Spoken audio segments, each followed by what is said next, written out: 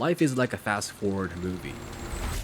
It constantly changes by leaving the countless moment behind, to the speed that we can catch up with. Sometimes it's rough and rapid, but sometimes it's slow and kind. Our perception is not enough to eat all. We know it's difficult to reach to the happiness in this rapid change. How many moments do I go through to find it? Don't know. But we can try. Try not to miss any moment and try to accept all by facing our life one-on-one. We can try to live with a full commitment to the life. We can keep capturing our days, but we need something that can do. This is brand new Tamron 25-200mm f2.8 to 5.6 lens. Oh my god, they finally released a new version of OG 28-200mm with a tons of updates. Thanks to Tamron, I've been using this lens for a while before the launch. I am super excited to show you this. No money exchange, no video review by Tamron. Okay, let's get the chase. This is the best versatile zoom lens ever. Come on, it starts from 25mm with f2.8 and it goes up to 200mm and the Tamron new generation image quality. It was supposed to go like that, but you can't ignore this Sigma 20-200mm lens. Come on, have a cup of coffee and chill. So both price and position are pretty close, and I know what you might think. You want to upgrade your lens to something that can do more, or about to buy the first lens that can do a lot. Anyway, everything must happen in one lens, and here it is, the classic question: Tamron or Sigma, which should I get? So today, let's decide which is best for you, or should you even get those? Shall we? First, let's focus on this brand new Tamron 25-200mm G2 lens. This is the new generation lens of former 28-200mm. The size and weight are same, but it just got so much better. It gained the 3mm extra wide angle, 25mm. This improvement is huge. Now you can use this for wide angle situation like a vlogging and landscape. Not just wide. Its minimum focus distance is 16cm while the original was 19. Now you can have this half macro expression. Don't forget, this still goes up to 200mm with f5.6. Massive compression feel and blurry background. And its image quality got so much better. Tamron G2 lenses have an incredibly sharp depiction with amazing color. Everything changed. It's an evolution. Okay, first let's look at the build quality and usability, because there is a massive difference. So size and weight are not that different, but the holding feel is a massive difference. Sigma is very flat, which is good in terms of the design. Tamron got a wavy body, which gives us the amazing grip. I actually like the Tamron way better than Sigma. It just fits my hand super well when I shoot. Both have zoom ring lock switch, but Sigma unlocks by itself when you twist the ring. While Tamron doesn't, you gotta unlock it by yourself. But they have a solid zoom ring that doesn't come off by itself. The quality is amazing. This zoom ring is biggest difference of them in this build quality and usability. Tamron zoom ring is unbelievably smooth. I remember it wasn't this smooth when it was the original 28-200mm, but it was improved a lot. Sigma has a tight and heavy pressure, which is a good thing, but it's not that smooth as Tamron. There's a little catch during this move. Also, when they're at the max length, Sigma is a little taller than Tamron. Sigma looks good. Like its material and the feel when you touch it is better than Tamron. But the actual usability and the build quality, such as this zoom ring, is better in Tamron. Plus, Tamron is a little thicker than Sigma, so when it's on a camera, the balance is better. So how much of difference are there? Like a 2.8 for Tamron and 3.5 for Sigma. Now this is shot on Tamron 25mm and f2.8. This is full frame camera A7C II and full frame lens. So I guess I'm having a decent amount of bokeh. How is it?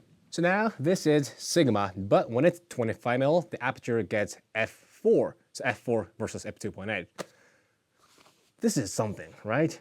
So this bokeh difference is one of the huge differences of them. Like I said, Tamron can have f2.8 when it's 25mm, and when it's 25mm, Sigma got f4. Wide-angle zoom lenses relatively don't have a big bokeh, but still I can see Tamron got a big advantage. Also, Tamron's max aperture is 5.6 when it's 200mm, while Sigma got f6.3. You know, f5.6 is pretty enough to make a compressed, tight image with a blurry background. Also, this aperture superiority helps you in the low light situation. f2.8 is not that bright, but still it is way better than f3.8 of Sigma. If your camera has a good low light performance like a A7C2 or ZV-E1, this f2.8 would work enough. Instead of it, Sigma has 20mm, which is a big difference from Tamron's 25mm. You will appreciate this 20mm, especially when you're in a small space, but you want to capture it big, or you want to capture a lot of things in a one frame. So this time I mainly shot in the mountain, and I felt 20mm and 25mm were the big difference. Sometimes the space is limited, I can't step back more, but I want to shoot a little more wider. 25mm is not enough. When that 20mm nails. Sigma 20mm got a little vignette and distortion, but when you think about the total range you can have in one lens, yeah, this is reasonable. What's more important is you get 20mm. It is super useful when you're shooting vlog, landscape, and whenever you want to shoot wide. And it has a telephoto power too. So when it comes to the simple versatility, this Sigma is better than Tamron. But Tamron has a killer feature, that is half macro depiction. Tamron's minimum focus distance is 16cm and Sigma is 25cm. How different is this much? Wow, this could be the huge reason to choose Tamron over Sigma, a giant difference. It can shoot wide landscape, telephoto portrait, and now detailed product photo and video. And it's not just close, it is also super sharp and clean. Even the old version 28-200mm got like 19cm and Tamron 28-75mm lens got like a 18cm. So when you think about that, 25-200mm got like 16cm. This lens is crazy.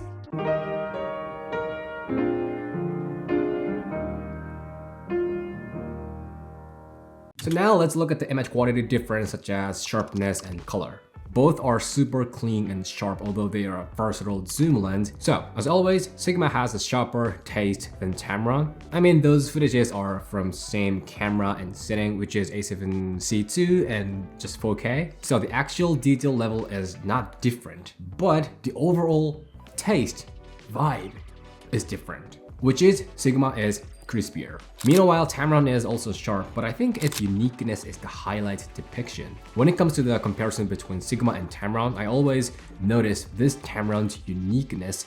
Tamron captures highlight strong.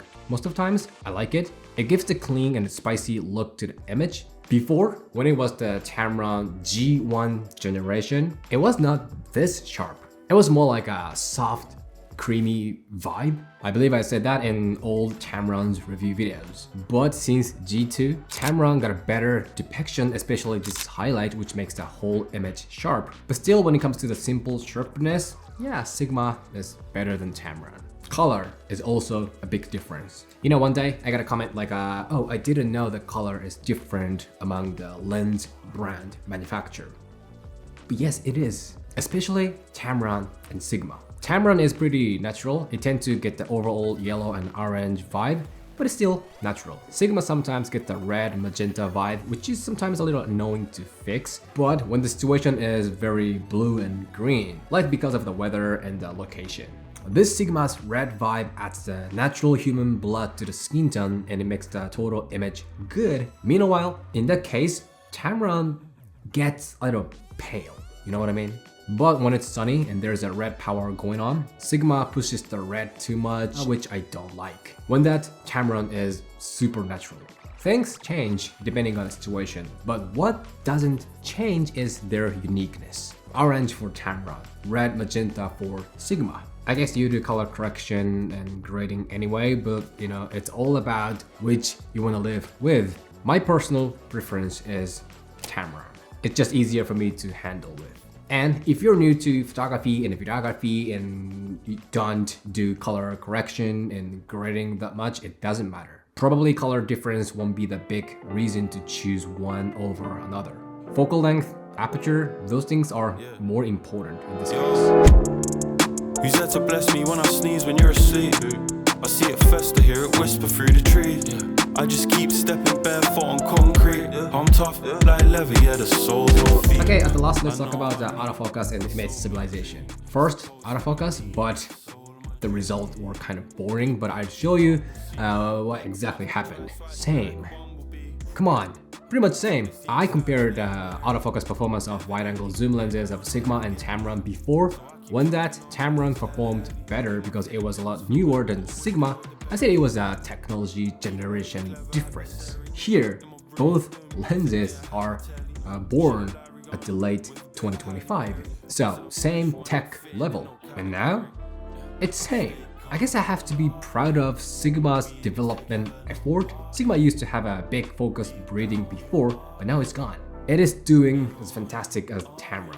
Image stabilization too. Exactly same thing happened here. Before, Tamron had a better IS compatibility with camera than Sigma because of the tech generation difference again, but now Sigma got so much better. Sometimes I even felt Sigma was more stable than Tamron, but it wasn't that big. Like I can say, Sigma is better than Tamron out loud. Again, I guess this isn't gonna be the big reason to choose that one. So the comparison is good because the more I test, the more I get to crux. Things what I discovered in this video, it is the deciding factor is not the image quality or tech thing like autofocus and image stabilization. It's important. The crux of the day. You ready? It's the style of expression. Except the image quality and tech thing, the biggest difference is obvious. The focal length, aperture, and the minimum focus distance. Yes, their image quality is different, but it's not about which is better. They just have a different vibe, taste. But when it comes to the focal length, aperture, minimum focus distance, and yeah, also build quality, there is a superiority and inferiority. Sigma can capture wider than Tamron. Tamron can have a bigger bokeh and get closer to the subject than Sigma. This is fact. There is win and lose. But the thing is, which do you want? It's super simple. I'm not trying to be offensive to Sigma, but what Sigma can better than Tamron is only focal length, like 20mm.